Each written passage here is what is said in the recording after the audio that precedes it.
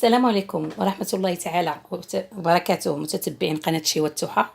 اليوم إن شاء الله غنخرج لكم من الشهوات، وجبت لكم واحد الوصفة رائعة بزاف البنات.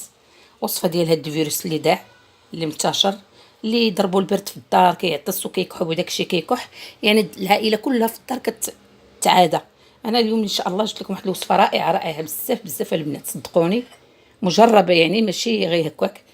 عندنا في المكونات كأس ديال الخزامة زرقاء وكأس ديال الشيح، يعني كأسين ما بين الخزامة والشيح. عندنا أوراق ديال الكاليبتوس، أي شجرة الكاليبتوس الورق ديالو هما هادو. ناخذ واحد الحفنة تا هو، واحد الكمية. عندنا أوراق ديال الرنج، داك اللي مول الحار اللي عندنا راه موجود الحمد لله، كاين موجود. عندنا أوراق وريدات ديال لاباديان تا همايا، واحد الكمية شوية على هاد القياس هذا.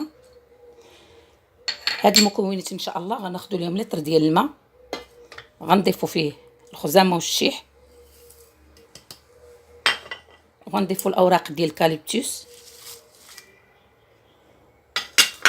وغنضيفوا ورق الرنج وواحد اللويمينه حتى هي ديال الرنج، داك اللي مول الحار اللي ما تيتكلش، اوراق ديال وريدات ديال لاباديان.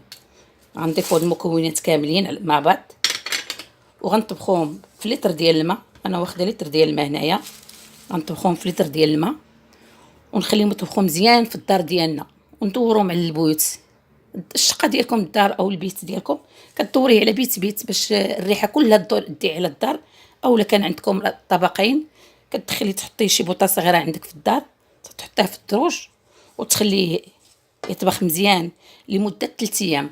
نطبخوه اليوم ان شاء الله حتى ينشف لينا هاد شويه الماء الضعفي، يبقى لنا الثلث ديالو نحبسوه لغد ان شاء الله. نزيدو فيه شويه الماء ونطبخوه لمده 3 ايام. نطبخو الدار نعقموها، وفين ما كنحسوا بشي واحد كيكح او كيعطس نديروا هاد الوصفه هادي ان شاء الله عطات نتيجه وغادي تعجبكم بزاف وغتشكروني عليها.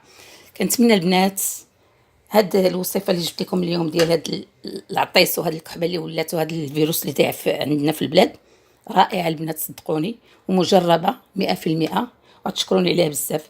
كنتمنى تعجبكم. في لقاء جديد ان شاء الله مع فيديو جديد. ولا عجبكم هادشي اللي قلت لكم اليوم وهاد الوصفه، تابوناو معايا في لاشين ديالي وضغطوا على الجرس باش يوصلكم كل جديد، وما تنساونيش من اللايكات فضلا منكم ليس امر.